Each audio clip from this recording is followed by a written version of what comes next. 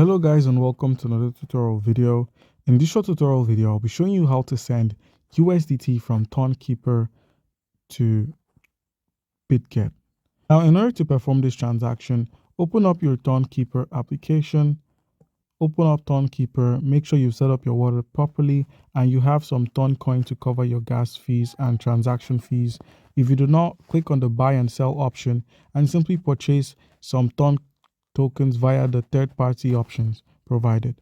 All right, guys, so once you've gotten yourself some Ton, how can you send your USDT that is on the Ton network over to Bitget? To do this, simply click on USDT, click on send, minimize, and then open up your Bitget. Once Bitget has opened up, where we have the add funds option, click on add funds, click on deposit crypto, search for USDT, and under the network section where we have choose network, scroll through and collect the Toncoin network, copy this address, minimize, open up your Tonkeeper, paste the address there.